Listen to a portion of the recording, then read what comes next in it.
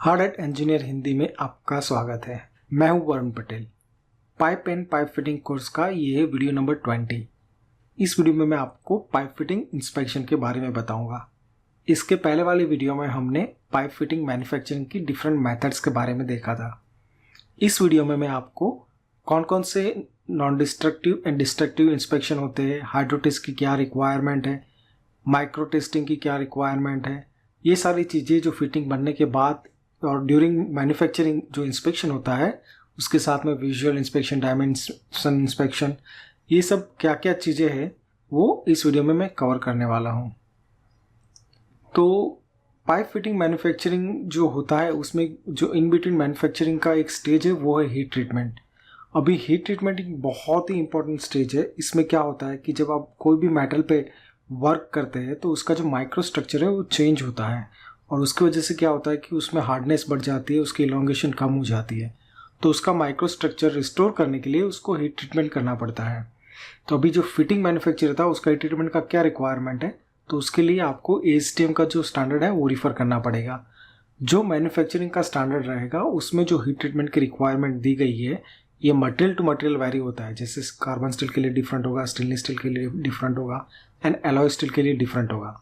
तो उसके बेसिस पे आपको हीट ट्रीटमेंट की रिक्वायरमेंट होती है और वो फॉलो करनी होती है। अभी मेनली दो टाइप के प्रोडक्ट बनते हैं, एक है हॉट फिनिश एंड दूसरा कोल्ड फिनिश। अभी हॉट फिनिश प्रोडक्ट का मतलब क्या है कि कोई भी हीट ट्रीटमेंट में आपको certain level of temperature maintain करना रहता है और उस टेम्परेचर के बाद में उसको कूलिंग करना रहता है। तो ये रिक्वायरमेंट है हीट ट्रीटमेंट की।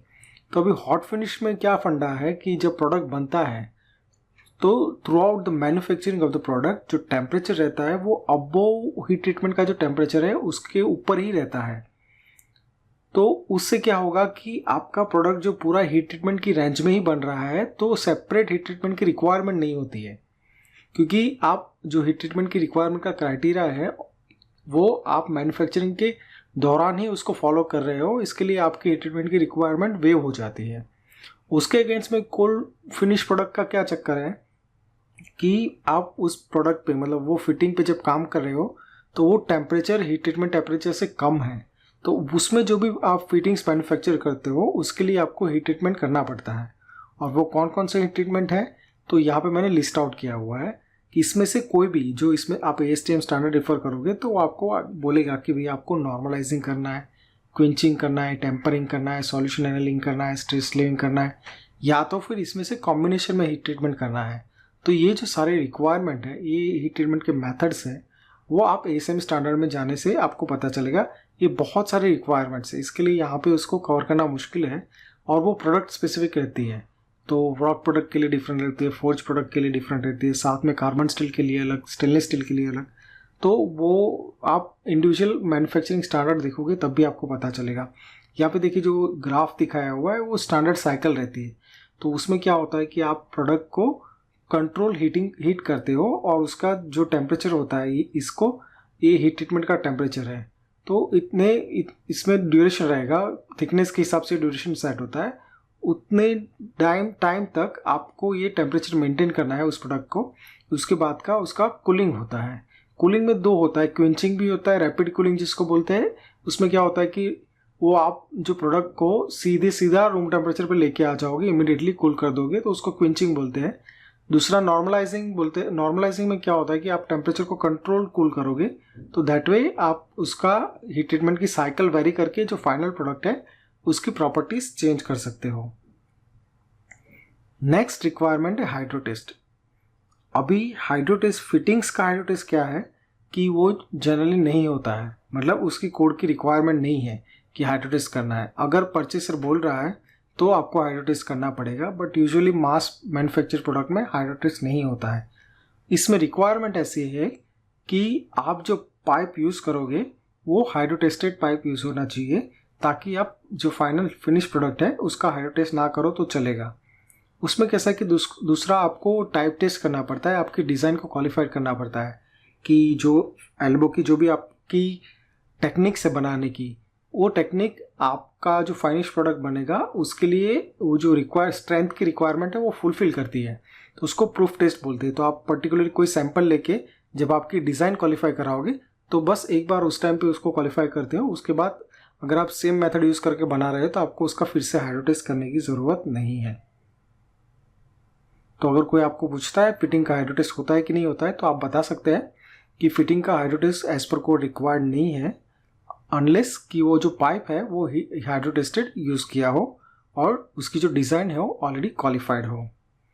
अभी नॉन डिस्ट्रक्टिव टेस्टिंग, तो जब प्रोडक्ट मैन्युफैक्चर होता है तो उसमें बहुत सारे नॉन डिस्ट्रक्टिव टेस्टिंग रहती है। अभी नॉन डिस्ट्रक्टिव टेस्टिंग क्या, जो एक्चुअल प्रोडक्ट है उसी पे होती है, तो उसमें कोई प्रोडक्ट का डैमेज नहीं होता है, दैट इज वाई उसको नॉन डिस्ट्रक्टिव प्रोडक्ट मेथड्स बोलते हैं।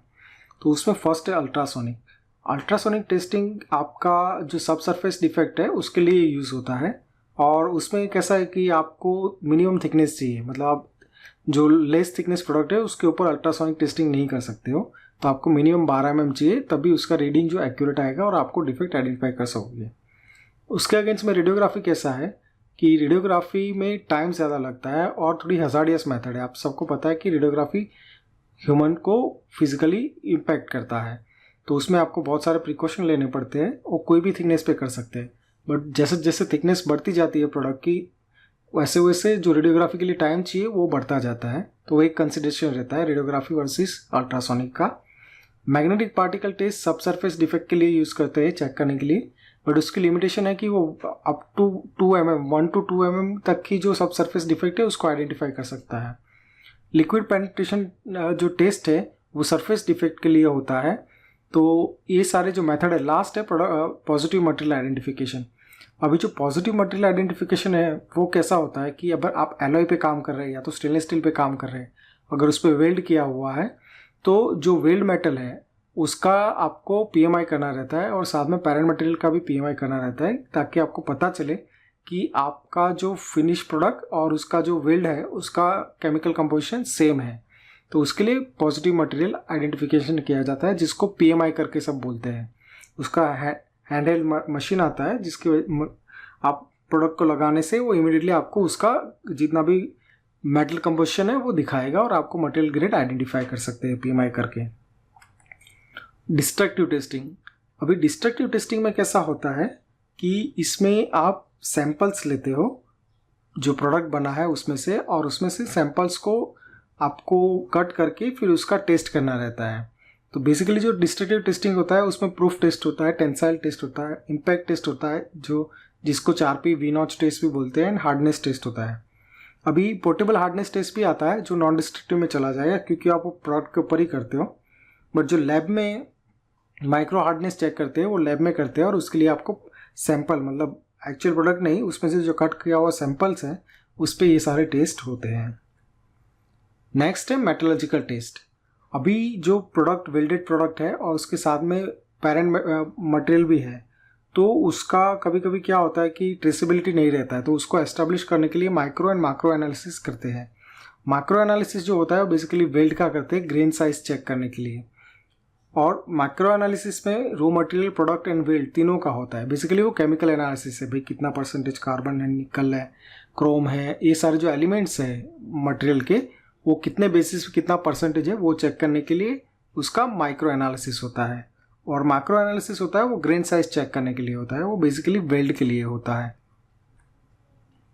उसके साथ भी स्पेशल मेटलर्जिकल टेस्टिस होते हैं, जैसे कोई मतलब सर्विस स्पेसिफिक, जहाँ पे सल्फर क्या है, एसिडिक रिक्वायरमेंट है, जहाँ पे हाइड्रोजन है, सल्फाइड स्ट्रेस कोरोजन क्रैकिंग का है, तो ये सारे जो मटेरियल जहाँ पे अगर यूज़ होने वाला है तो उसके बेसिस पे स्पेसिफिक टेस्ट होता है।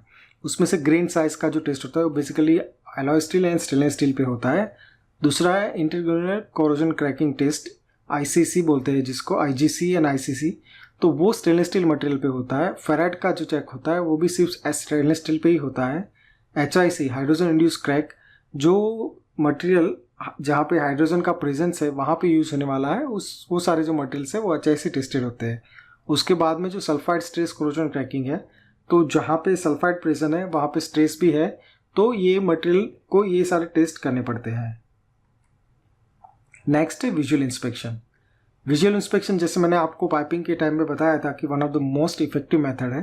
तो बेसिकली आप उसमें मैकेनिकल मार्क्स चेक करते हैं, मतलब mechanical overall product quality, product देखने में कैसा है, उस पर डेंटिंग तो नहीं है, अनइवन बीट तो नहीं है, उसके बाद मैकेनिकल मार्क्स जैसे डेंटिंग हो गया, मेटल मार्क्स हो, स्क्रैचेस हो गए, ये सारी चीज़ें आप वेल्ड विजुअल में चेक कर सकते हो। उसके साथ में जो वेल्डिंग डिफेक्ट्स है, पोरोसिटी हो गया, अंडरकट हो गया, जो उसके बाद में जो नेल मार्क्स बोलते हैं, बेड वेल्ड का बेड बराबर है कि नहीं, विड्थ ज़्यादा है, हाइट कम है, ये सब चीज़ आप वेल्ड विजुअल में चेक कर सकते हो। और इसका जो एक्सेप्टेंस क्राइटेरिया रहता है वो उसके स्टैंडर्ड के बेसिस पे रहता है। अभी जो फिटिंग्स का डायमेंशन इंस्पेक्शन होता है वो उसके कोड के हिसाब से होता है। तो जो व्रॉक प्रोडक्ट है उसका जो कोड है डायमेंशन का वो है ASME B16.9। इसमें आप बट वेल्डेड फिटिंग्स से size 1/2 inch to 1 NPS 48 inch तक जो प्रोडक्ट है वो एक ASME B16.9 में कवर है। जो शॉर्ट रेडियस प्रोडक्ट है वो B16.28 में कवर है। और जो फोर्ज प्रोडक्ट है वो ASME B16.11 जो कोड है उसमें जो फोर्ज प्रोडक्ट है उसके डायमेंशन के बारे में क्लियरली, मतलब उसकी रिक्वायरमेंट, उसके एक्सेप्टेंस क्राइटेरिया, ये सब दिया गया हुआ है। तो अभी डायमेंशन में क्या क्या चेक करोगे? तो डायमेंशन में आपको फिटिंग्स के डायमीटर्स, मतलब ब्रांचेस है, जो भी टी है, रिड्यूसर है, तो दोनों साइड के डायमीटर, उसकी लेंथ, उसकी thickness, straightness and perpendicularity of and, degree of elbow, मतलब वो 90 डिग्री जो है वो दोनों एंड कट बराबर किए हुए कि नहीं, बैंड्स की जो रेडियस है वो बराबर है कि नहीं, साथ में कॉन्सेंट्रिसिटी, जो कॉन्सेंट्रिक रिड्यूसर है उसमें दोनों सेंटर एक ही पॉइंट पे होने चाहिए, आगे पीछे नहीं होना चाहिए। ये सारी चीज़ आप डायमेंशन इंस्पेक्शन के टाइम पे चेक कर सकते हो। उसके बाद में है marking requirement. Similar to piping, fittings में भी जो मार्किंग रिक्वायरमेंट है वो सिमिलर टू पाइप के जैसे ही होती है, जैसे कि मैन्युफैक्चरिंग लोगो हो गया, उसके बाद साइज हो गया, थिकनेस हो गया, उसका फिर क्या प्रोडक्ट है। यहाँ पे देखिए 90 LR, मतलब ये एल्बो है, और LR मतलब लॉन्ग रेडियस एल्बो है। उसके बाद A234 मतलब ये मटेरियल का ग्रेड हो गया।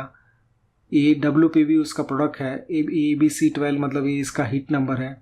उसके बाद इसमें भी जो स्पेशल रिक्वायरमेंट्स है वो भी मार्किंग होती है, जैसे कि WP फॉर वेल्ड फिटिंग के लिए, S58, S8, SPLD, ऐसे जो भी स्पेशल रिक्वायरमेंट है, मार्किंग की रिक्वायरमेंट आप जो भी प्रोडक्ट का स्टैंडर्ड है उसमें दी हुई होती है, उसके बेस पे आप उसको डिसाइड कर सकते हो और उसको चेक कर सकते हो, क्रॉस वेरीफाई कर सकते हो।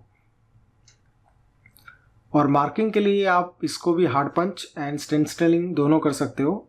जो स्टेनलेस स्टील प्रोडक्ट होता है वो यूजुअली स्टेंसिलिंग करते हैं, और कार्बन स्टील में 6 mm में वो हार्ड पंचिंग करते हैं।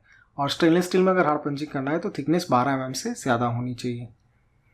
मुझे उम्मीद है कि आपको ये वीडियो पसंद आया होगा। Please do like and share this video with your friends. इससे क्या होगा कि मैं जब भी कोई नया वीडियो अपलोड करूँगा तो आपको उसका नोटिफिकेशन मिलेगा। चलिए रिवाइज कर लेते हैं कि इस वीडियो में हमने क्या क्या लर्न किया। तो इसमें हमने पहले तो हीट ट्रीटमेंट की रिक्वायरमेंट के बारे में देखा, हाइड्रो टेस्ट देखा, उसके बाद विजुअल, डायमेंशन एंड मार्किंग की रिक्वायरमेंट को डिटेल में डिस्कस किया। Please do like and share this video with your friends, और मेरी चैनल सब्सक्राइब करना ना भूलें ताकि मैं जब भी नया वीडियो अपलोड करूँ आपको उसका नोटिफिकेशन मिले। See you soon. Goodbye. Take care.